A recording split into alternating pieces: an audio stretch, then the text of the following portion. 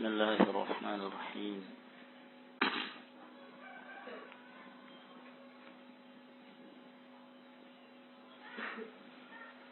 الحمد لله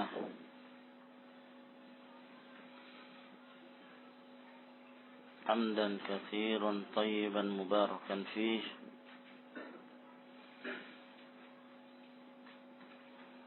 كما يحب ربنا ويرضاه، وأشهد أن لا إله إلا الله وحده لا شريك له،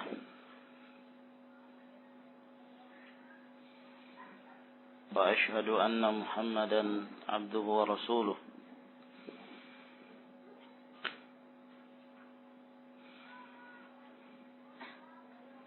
صلى الله عليه وعلى آله وأصحابه وسلم تسليما كثيرا. أما بعد،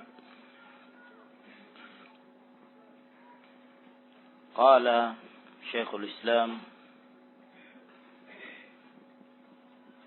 محمد بن عبد الوهاب النجدي رحمه الله تعالى في كتابه كتاب التوحيد: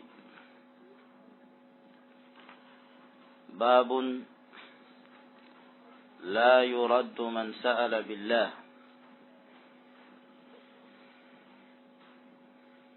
Dalam bab ini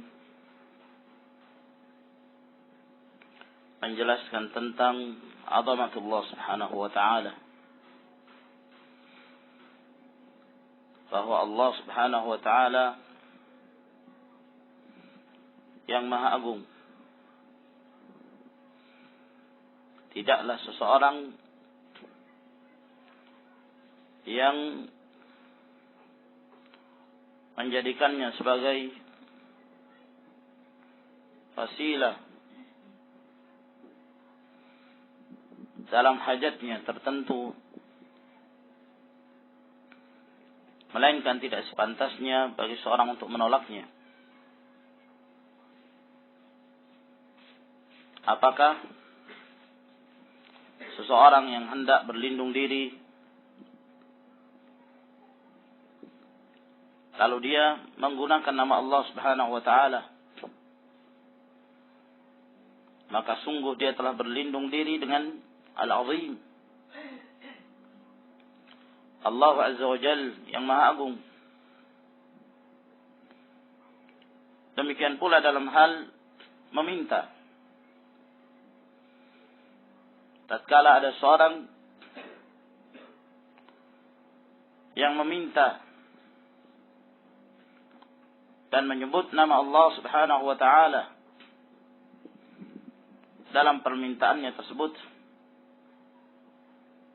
maka tidak sepantasnya untuk ditolak,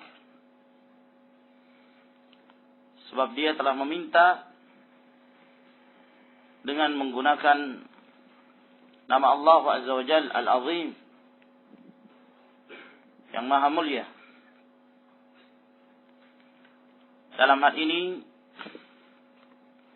Syekhul Islam rahimahullah ta'ala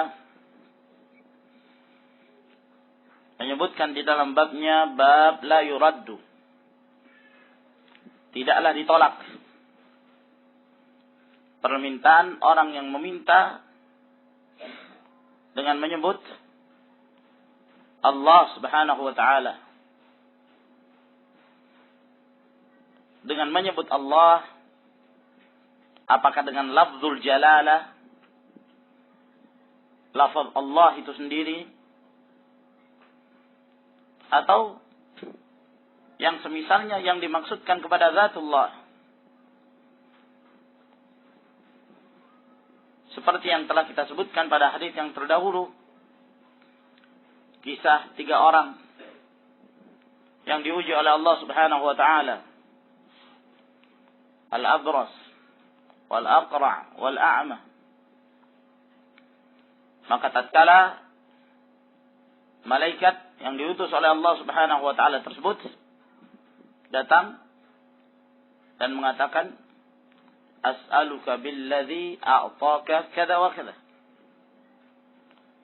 Aku meminta kepadamu billadzi, dengan nama yang telah memberikan padamu demikian dan demikian. Malaikat ini tidak menyebut nama Allah Subhanahu wa taala. Akan tetapi yang dimaksudkan adalah zatullah. Maka di sini menunjukkan bahwa perkataan man sa'ala billah, perkataan billah tidak dimaksudkan lafaz Allah itu sendiri. Namun kalau dia menggunakan lafaz yang lain, birrahman, birrahim, atau yang lainnya yang dimaksudkan kepada zat Allah Subhanahu wa ta'ala, maka telah tercapai maksudnya. Maka dalam hal ini, ikhwani fiddin azakumullah, meminta sesuatu dengan nama Allah Subhanahu wa ta'ala terbagi menjadi dua bahagian. Ada permintaan dengan menyebut nama Allah dalam bentuk permintaannya. Tatkala dia hendak meminta sesuatu. Seperti yang telah kita sebutkan dalam hadis, 3 orang yang diberikan ujian oleh Allah Subhanahu wa taala. Seperti perkataan seorang, as'aluka billah la tu'tini kada wa kada. Aku meminta kepadamu sesuatu karena Allah, dengan nama Allah Subhanahu wa taala. Jadi pada sighahnya, pada bentuk permintaannya, dia menjadikan nama Allah Subhanahu wa taala sebagai tawassul. Jenis yang kedua, yang dimaksud dengan meminta dengan nama Allah Subhanahu wa taala, yaitu meminta berdasarkan syariat Allah Subhanahu wa ta'ala. Berdasarkan syariat. Yani dia meminta sesuatu karena dia memiliki hak dalam syariat tersebut. Dan diperbolehkan oleh syariat bagi dia untuk meminta. Seperti orang yang miskin, tatkala dia meminta kepada pemerintah misalnya sedekah, ataukah kepada sebagian dari kaum muslimin. Termasuk pula di antara meminta adalah bertanya, soal bermakna talabul jawab, pertanyaan. Ini juga termasuk dalam makna soal. Bertanya tentang masalah agama. Ini juga termasuk dalam makna as-su'alu billah. Tentang agama Allah Subhanahu wa ta'ala. Maka dari sini ikhwani fiddin azakumullah, menunjukkan terjadinya beberapa makna dalam makna as-su'alu billah. Yang dari situ pula akan berbeda pula dari sisi ahkam, dari sisi hukum. Adapun berkenaan tentang bertanya dalam permasalahan agama Allah Subhanahu wa taala, yang demikian ini perkara yang disyariatkan. Adalah para sahabat ridwanullahi alaihim ajma'in, tatkala mereka menemukan suatu permasalahan, problem, mereka datang kepada Rasulullah sallallahu alaihi wasallam dan mereka tanyakan permasalahan-permasalahan mereka. Bahkan ini merupakan hal yang dianjurkan dan hendaklah bagi seorang yang jahil untuk bertanya kepada alim.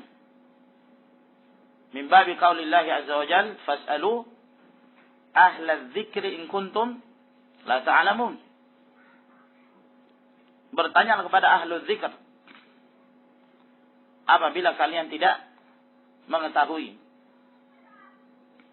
Yang tercela dalam hal ini berkenaan tentang bertanya adalah at-takalluf. Berlebih-lebihan, tanattu'. Terlalu berlebih-lebihan di dalam mempertanyakan permasalahan agama. Sampai dalam permasalahan-permasalahan yang tidak dibahas oleh para sahabat, mereka pun pertanyakan. Inilah yang dikatakan oleh Rasulullah sallallahu alaihi wasallam, "Innama halaka alladziina man kana qablakum kathratu masailihim wa ikhtilafum ala anbiya'ihim." Sesungguhnya telah binasa orang-orang sebelum kalian disebabkan karena terlalu banyaknya mereka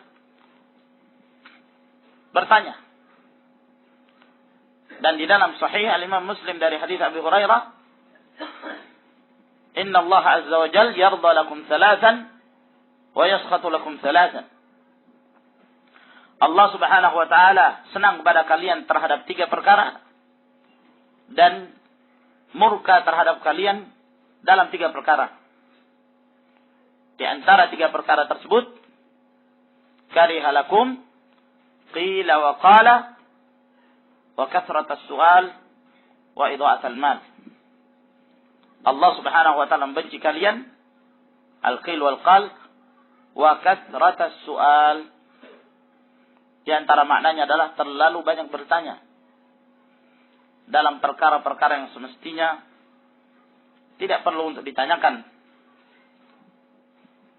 Ya ayyuhalladzina amanu la tas'alu an asya' in tubda lakum tasukum. Maka ikhwan fillah azakumullah, ini berkenaan tentang bertanya dalam permasalahan-permasalahan dibutuhkan. Adapun berkenaan tentang masalah meminta.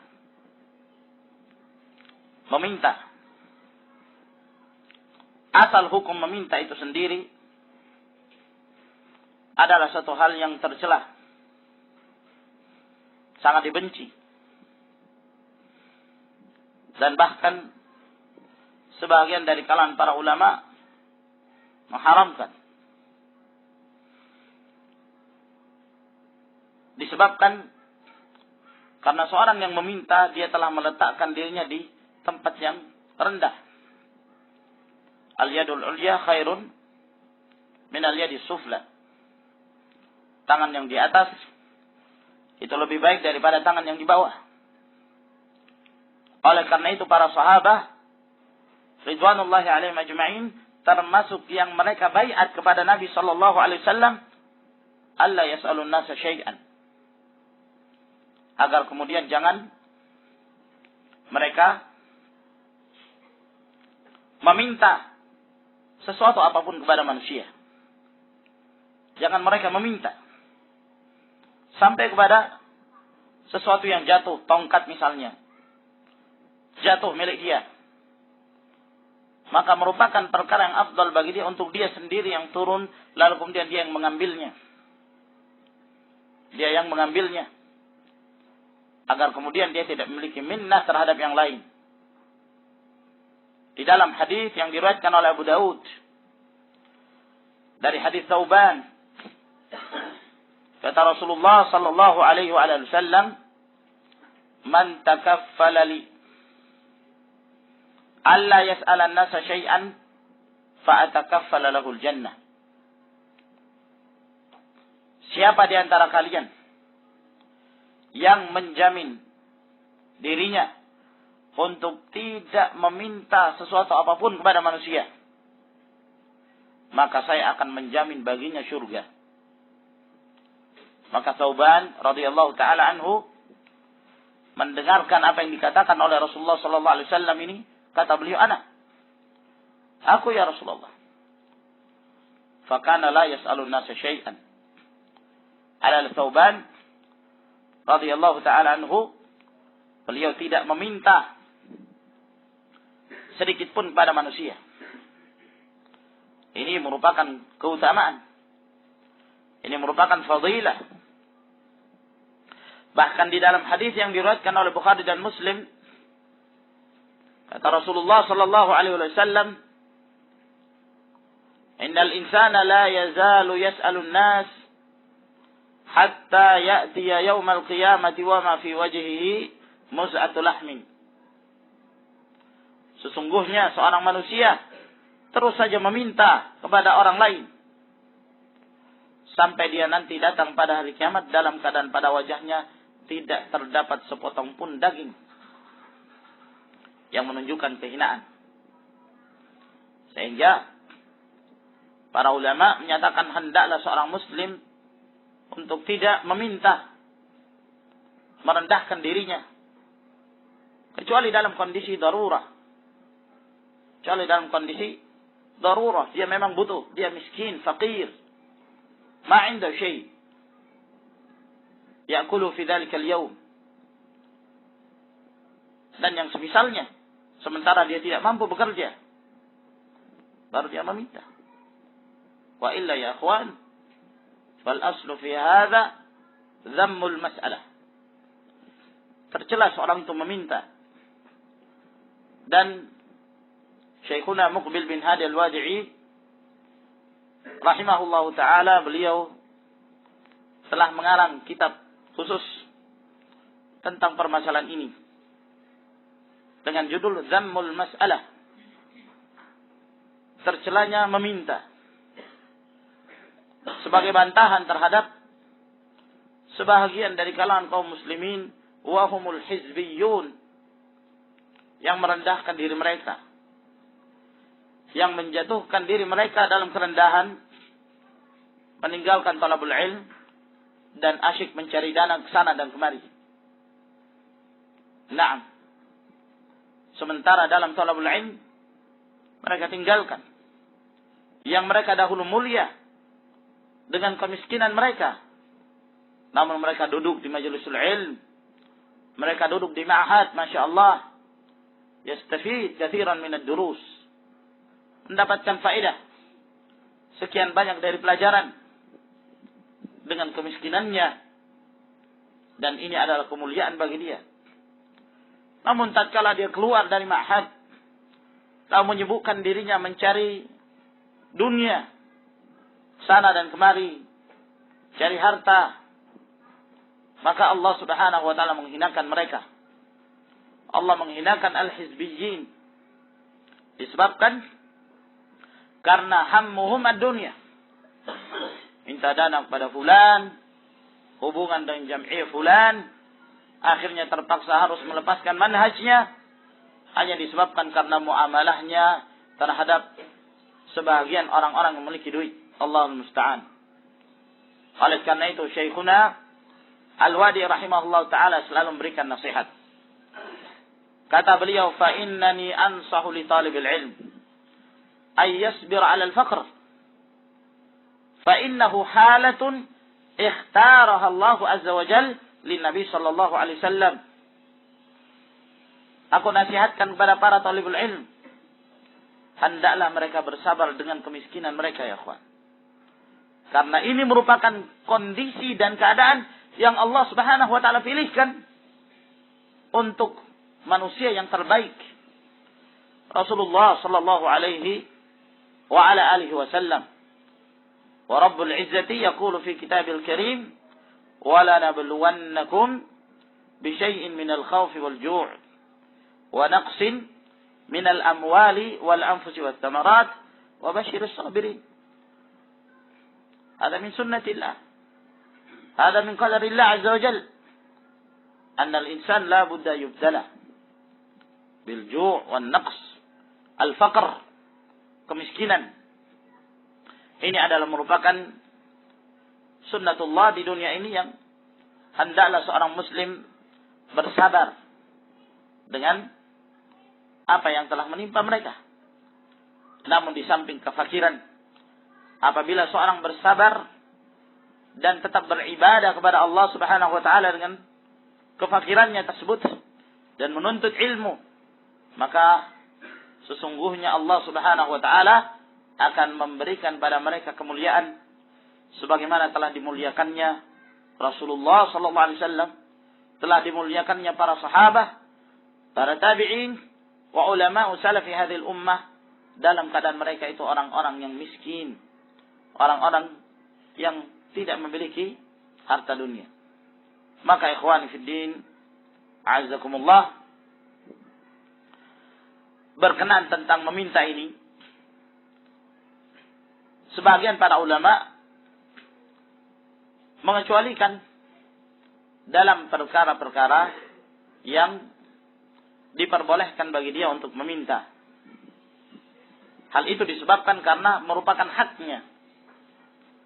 Seperti misalnya seorang meminta sesuatu kepada khadim, kepada pelayannya.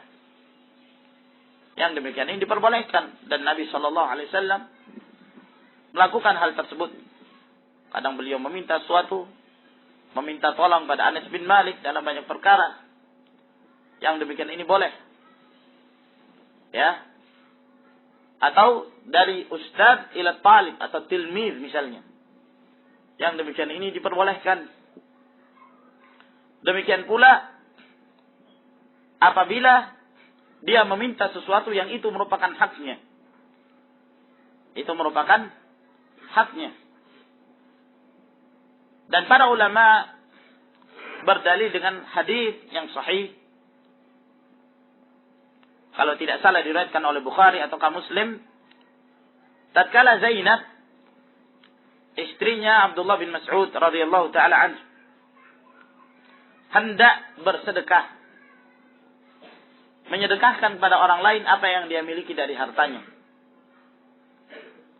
Dia hendak sedekahkan pada orang lain. Kabar ini sampai kepada Abdullah bin Mas'ud.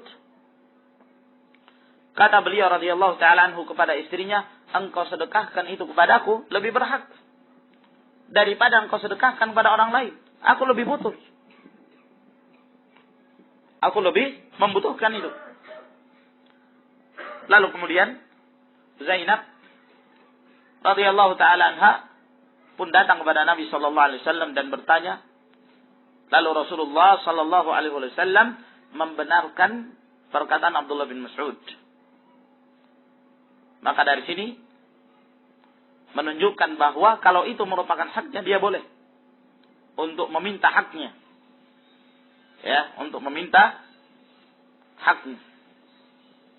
Dan Syekh Muhammad bin Shalih Al-Utsaimin rahimahullahu taala tatkala beliau pun menjelaskan tentang hadis itu, ya, kalau tidak salah, karena ini sudah terlalu lama Anda dengarkan, ketika beliau berbicara dalam syarah Bulughul Maram dalam kitab Zakah, bahwa dari hadis ini pun menunjukkan boleh seseorang meminta dalam perkara-perkara itu merupakan haknya. Kalau misalnya di sana ada lembaga yang mereka menyediakan kitab-kitab gratis untuk para tulabul ilm. Namun ya tentunya mereka tidak mengetahui secara keseluruhan siapa yang berhak untuk diberikan. Maka diperbolehkan bagi seorang talibul ilm untuk meminta. Ya, apakah dengan mengirim surat kepada lembaga tersebut dan meminta hak dia sebagai seorang talibul ilm. Yang demikian ini wallahu a'lam bissawab diperbolehkan. Ini berkenan tentang masalah meminta, ya ikhwan. Adapun dalam permasalahan menjawab permintaan, ya, yang tadi seorang meminta, yang telah kita sebutkan bahwa asal hukumnya adalah seorang tercela tanpa ada sebab, tanpa ada hajah. Nah sekarang kalau ada orang yang meminta, bagaimana kedudukannya kita, ya, sebagai seorang yang dimintai sesuatu, sebagai seorang yang dimintai sesuatu, apakah kita berikan atau tidak? Dalam hal ini, keadaan seorang yang mengabulkan suatu permintaan pun ada berapa macam. Keadaan yang pertama, seorang datang meminta, sekedar meminta, tanpa menyebut Allah Subhanahu wa taala, tanpa menyebut nama Allah. Ya, dia tidak mengatakan as'aluka billah. Tapi dia hanya mengatakan saya minta sebagian dari zakat misalnya, dan dia orang miskin.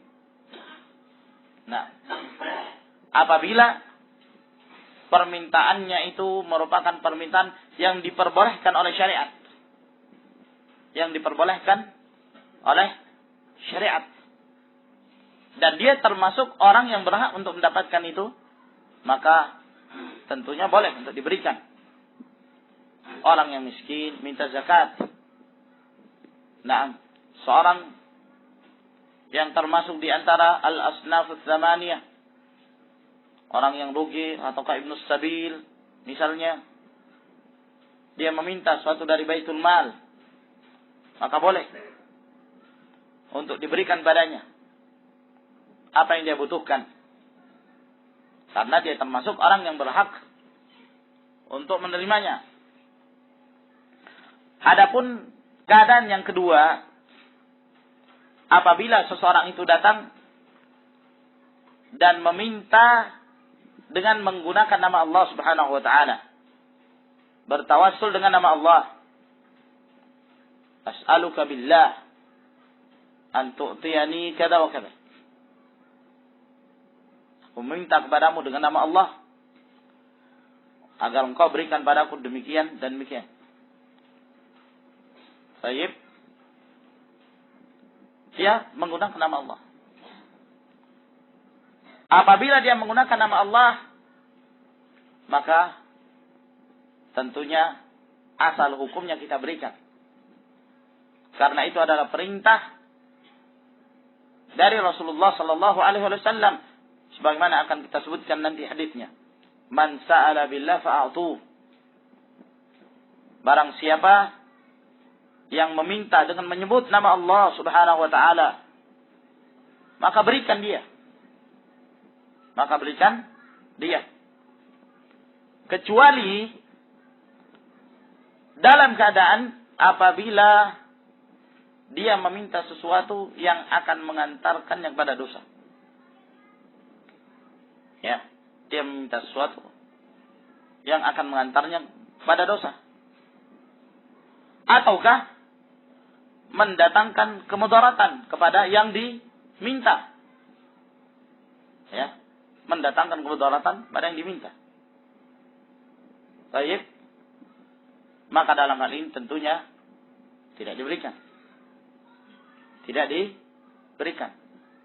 Kalau misalnya ada orang datang dan mengatakan pada antum, as'aluka billah ya akhi, a'tini fulusan uridu an ashrab al-khamr.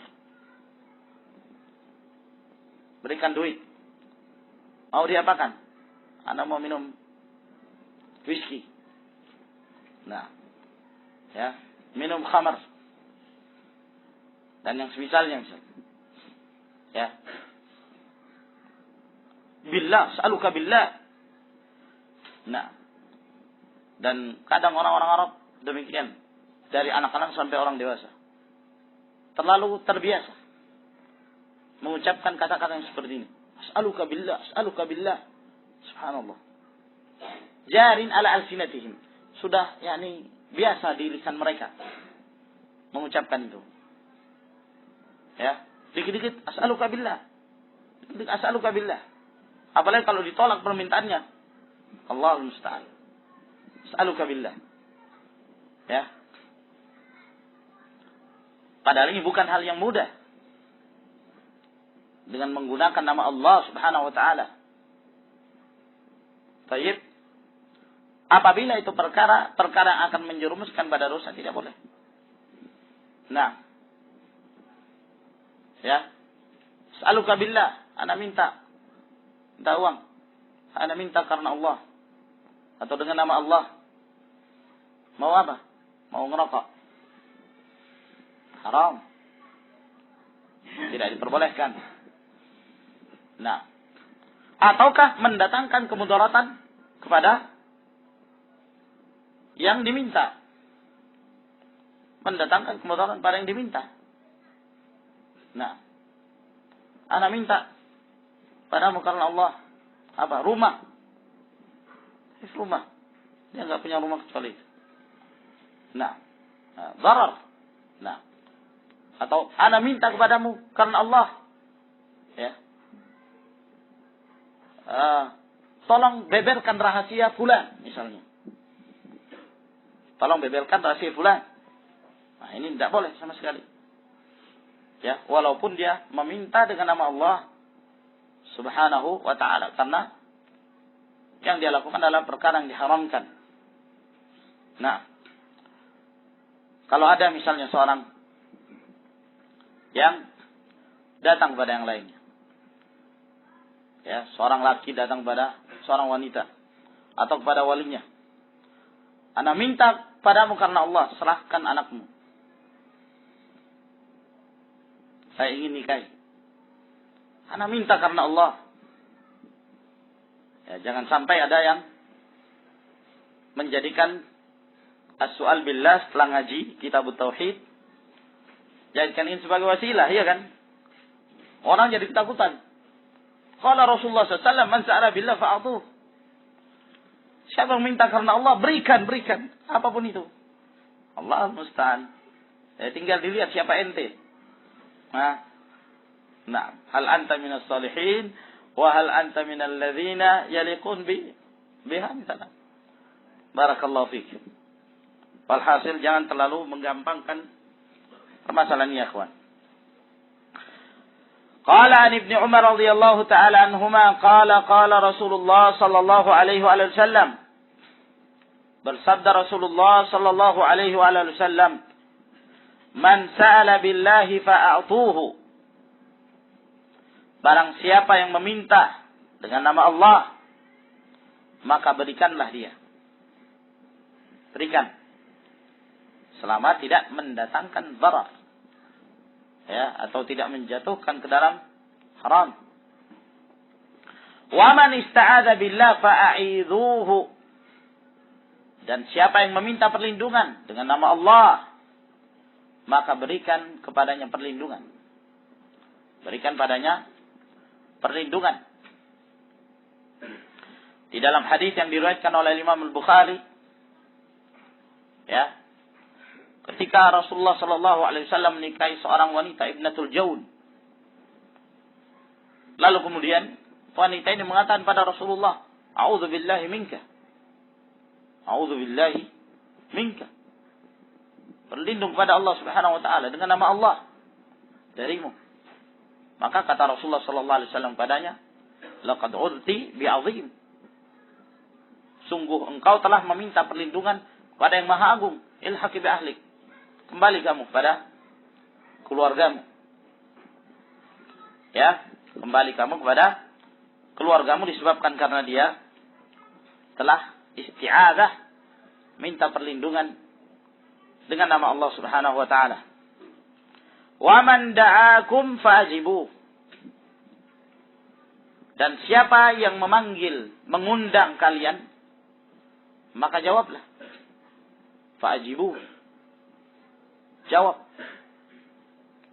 Bukan yang dimaksud di sini da'akum, manggil, panggilan. Dipanggil. Nah, akan tapi yang dimaksud di sini adalah semacam undangan. Ya. Undangan, ya, apakah makanan dan yang semisalnya. Dan hadis ini dijadikan dalil oleh Az-Zahiriyah bahwa apabila seorang muslim itu diundang, maka dia wajib untuk menjawab undangan tersebut. Itu asal hukumnya. Selama tidak ada hal-hal yang haram, ya, yang terdapat di sana, maka asal hukumnya adalah dijawab. Dikabulkan panggilan tersebut, undangan itu. Dan tidak ada perbedaan dalam hal ini, undangan dalam bentuk lisan ataukah undangan dalam bentuk tulisan. Ya. Seperti yang sekarang ini biasanya dalam undangan pernikahan, mereka karena mungkin kesulitan dengan lisan, maka dengan tulisan undangan. Apabila disebutkan namanya secara ta'yin kepada Bapak fulan, ya, maka keadaannya sama seperti seorang yang menyampaikan secara lisan, secara ta'yin pula. Ya. Berbeda misalnya kalau undangan itu sifatnya umum. Ya, kepada santri Ibnul Qayyim misalnya. Siapa santri Ibnul Qayyim? Terlalu banyak. Setengah saja makanan sudah habis. Setengah dari mereka makanan sudah cepat habis. Nah, apalagi untuk semua. Nah, undangan umum. Undangan secara umum, tidak ditakyin nama-namanya. Maka ini hukumnya tidak wajib. Ya. Sebab tidak ada ta'yin. Ya, akan tapi kalau satu orang, dua orang sudah mencukupi, ya kan? Ya, kalau di kalangan santri sudah terpenuhi, ya kan? Ya, sebagaimana kita ketahui dalam pembahasan mutlak. Akan tapi kalau disebutkan namanya, kedudukannya sama. Kedudukannya sama. Adapun jumhur dari kalangan para ulama, mereka merinci dan membedakan hukum antara menjawab undangan pernikahan dengan yang lainnya. Bahwa kalau menjawab undangan walimatul urs, pernikahan, mereka mewajibkan. Ya, adapun selain dari undangan pernikahan, maka hukumnya sunnah. Hukumnya sunnah. Adapun khusus pada undangan pernikahan, mereka wajibkan. Hal ini disebabkan karena Rasulullah sallallahu alaihi wasallam bersabda dalam hadis yang diriwayatkan oleh Bukhari dan Muslim.